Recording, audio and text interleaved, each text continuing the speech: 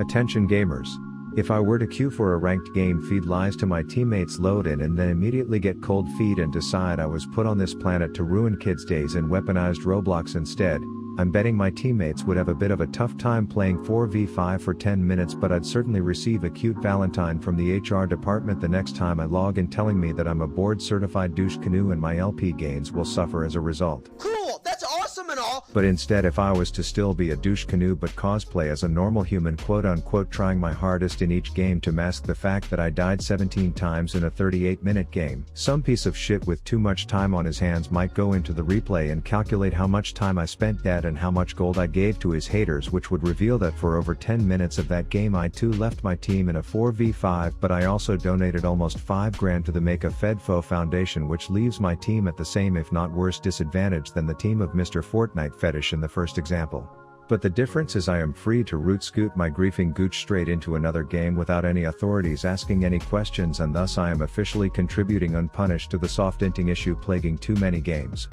You see, there are clearly games where no one or their fat Aunt Betty has any expectations of winning, where all 5 lanes are getting their micro wieners inverted and stuffed while they all openly hate each other, and the rift quickly becomes the surrender vote waiting room that sucks chode monkey balls. Yeah, but it isn't the problem. The problem is when the majority of competitive games aren't decided by which team has the players who perform the best, but rather which team doesn't have the players who intentionally perform the worst.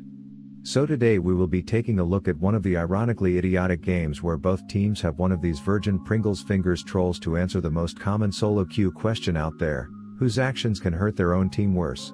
As Riot continues its ever so important work of slapping bunny ears on big-titted buccaneers and worrying about whose birthday it currently is, when there's only one birthday in gaming that truly matters this month. A game with deep, dark lore, sumo wrestling women dressed up like gold-encrusted Vikings, busty dwarf Thors, try-hard Garens, these packs of misfit warriors trekking through the dangerous hellish mountains with one goal in mind: to say they attended the mobile games Coachella. That's right, it's Raid Shadow Legends' 3rd birthday, and in honor of this walking meme of a world-renowned mobile game, here are 3 reasons why you should give it a try. 1. The game gets updated more than a boomer's Facebook status, with releasing new features and events that keep a 3-year-old game feeling fresh every day. 2. The game offers ways for lazy bums like myself to get ahead. You can put champs in daycare to earn XP passively, or you can schedule set dozens of auto runs to farm for rewards while you're away. And lastly, because Raid sponsors these videos, allowing me, Rav, to be me and not worry about censoring my content. So this month, using my link or scanning my QR code will give new players a $40 value package featuring XP and Spirit Brews, along with 3 dank champs, Misericord, Tiger Soul, and Romero. And for all players, even existing ones, you can use promo code 3YearsRaid to get another bunch of birthday gifts worth 25 buckaroos. So give the birthday boy Raid a try today, and let's get into the game. Alright, now if you don't follow me on that pissbit platform called Twitter, you should know that starting now this script was written in a hospitalized state, so if something seems off it's because my kidneys are currently running it down mid, but I'm committed to making sure the Rift's trolls get exploited, starting with this lunar lunatic positioning worse than a dildo Atlanta Rhodes house just so she can whip her interstellar shit at me. But luckily Brandy Boy is in the business of burning bitches, as he risks eating a laser and making me panic heal just to ensure she admits herself to the nearest Poke Center. And when she comes back, her grand entrance is accommodated by Dirty D, whose gang seems flaccid considering I was letting multiple yellow boys hang out in my bag rent-free, but that Universal Studios unicorn decides to do what she would call zoning, but any sane human would call willingly entering into a competitive gangbang without declaring a safe word, which ends poorly for her. So then she is just hitting the post-slaughtered walk of shame that she's made probably hundreds of times before in the last few hours, when Gosu makes the mistake of acting like their team's public relations manager, which immediately changes the destination on this walking donations GPS to the mid lane. And you know what she does there? She drops her limited brain cells on the floor and bends over to pick them up right in front of a champ so broken that Helen Keller herself could get signed to Cloud9, playing as she gets an early second ravenous feeder stack. Meanwhile, my support's burnt anus must have been irritating him because he's taking a book out of Soraka's zoning guide, which is cool and all, but I've been taught to prioritize these hoodlums from Hogwarts before blindly overextending, which gives a prime example of how in Piss Pit Elo the correct play was the wrong play, as I should have held this moron's hand earlier, but hey, it could be worse. But here's the thing, I wasn't exactly worried because my burnt bagel bite of a support may be stupid, but theirs was AFK mid, having the mental boom of a lifetime, which in my mind turned this game into an LP waiting room. Anyways, Burning Man is questioning the game's code when any remedial goldfish with eyeballs could tell him you have to land your abilities for them to do damage.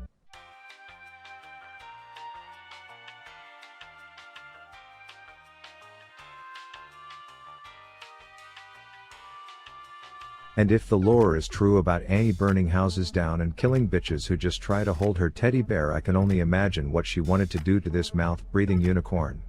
So if you are like me, you are seeing this immaculate spawn of a sperm shot straight into a condom playing Soraka, thinking that there's just a systemic problem with this game while simultaneously on your knees slobbing the knob of the RNG gods because it's not on your team this game. But here's the thing, most kids learn that hot and fire are bad once and then they don't make the mistake of touching it again, which is probably why my support is just covered in 4th degree burns, behaving the same exact way that got him killed 2 minutes ago, as I'm either the worst teammate in the world or just a human with logic for not accompanying this circus act, as I send a large ice sculpture in as my proxy.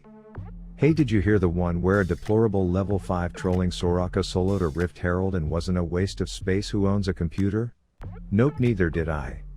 Anyways, I take the initiative of making this white-tided tumble twat hate her life, but she staple guns me to the wall, leaving me to watch Flaming Freddy take it from here as me and him have a synchronized skill shot missing performance, and then he ults a minion, which low-key was more high IQ than I've been giving this overextending pizza roll credit for so far. We tear down their southern statue like it's a symbol for slavery and then head mid to serve this pyromaniac toddler the ice she will need after interacting with an Aurelia, and I'm not an expert, but her standing still and doing nothing probably means she was a bit tilted. But do not fear, the burnt bastard is here to give the hopeless hope, as he just can't keep his cauterized mini cock in his pants long enough to not pick a fight where the whole fucking house of Gryffindor babies are killing him, which unironically makes him the first player ever to die to this Soraka. Then we are just shrubs sitting waiting for Bladed Betty to execute the plan where she says that Ted was a dumb movie so that I can hit a mist ult which sits her down long enough for us to roast marshmallows on her ass, and then Brand just has to take a good thing and ruin it by right-clicking the enemy nexus once again so he dies when doing literally anything else would have been ideal, and then I escort the boys in, showing Diana that with just one item my cones of cold are coming out to play every 3 seconds. Dragon has spawned, which means it's the perfect time for our molten moron to face check a warded bush that he knows Dirty D is in, so he dies, and this is where things get interesting. You see, courtesy of the Hullbreaker split pushing meta, that is a fun and interactive experience for all, paired with my accuracy revealing that my astigmatism needs checked, this ACL popping crab is becoming quite the killer. And considering this Brand seemingly believes in reincarnation but keeps deciding to reroll the dice because he doesn't like being a burnt boy, he wants to be an octopus because those are the most flexible animals, which means he can overextend all he wants, and now I'm starting to worry that our team's piece of shit might be having a more game ruining effect than the other team's piece of shit. Anyways, he's starting to be a bad influence on Aurelia, who doesn't understand that her champ isn't designed to ever die, as I put on an encore performance of why Ash ult hitbox is totally not a problem, and then I tag the turret in for the kill that hopefully someone in the comments can explain to me why it went to Kha'Zix. Meanwhile, Brand is continuing to be impossible to underestimate, as he is now letting NPCs kill him too. Mr. Waternoose over here is auditioning for the role of a boss in Elder Ring, as me and Professor Akali come together for the most unexpected collab of a century that I will call a 2v1, and he will probably call a date with an e-girl, while Crab Dick over here, missing all his shit, just walks around with his kneecap busters toggled on to even trade the worst played 1v2 in history. Brand is still boycotting the generally accepted idea of looking at his fucking map, putting him on pace for a Guinness Book of Rift records in the death department. Half my team is now trying to leave so they aren't late for their Idiots Anonymous meeting, making me to be the Secretary of Slaughter and set up just about everything that involves our team getting kills, which is like pulling teeth, only for them both to overstay, as if flaunting their 7 health to the world won't attract some attention. At this point, the game where I thought would be a cakewalk because the enemy Soraka was actively trying to lose is now turning into a nightmare combination of tower defense and whack-a-mole, where some moles have Hullbreaker, which sucks sweaty asshole to deal with, and other moles are the ones that should have made winning this more guaranteed than getting laid with a prepaid hooker.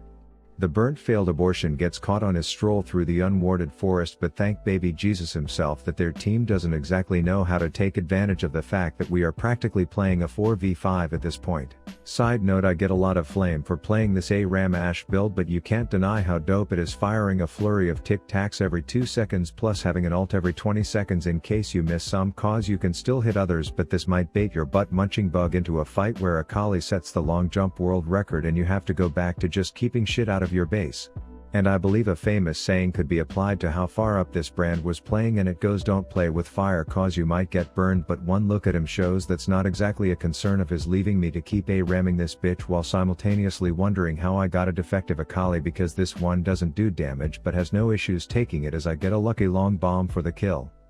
Oh, by the way, apparently the best place to be when your inhibitors are exposed and waves are pushing into your base is out in bumfuck Kalamazoo all by yourself, and that is where you'll find Brand's corpse.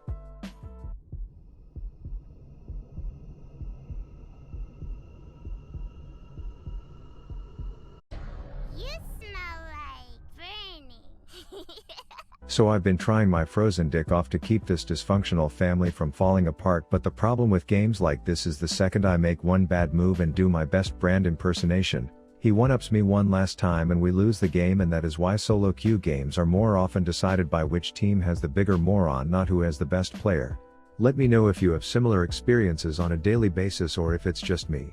Rav out. I'm hard stuck. That's what all the haters say. I'm hard stuck, giving all my elves he away. I'm hard stuck, same rank different day. Cuz low hell's my home and I'm here to stay.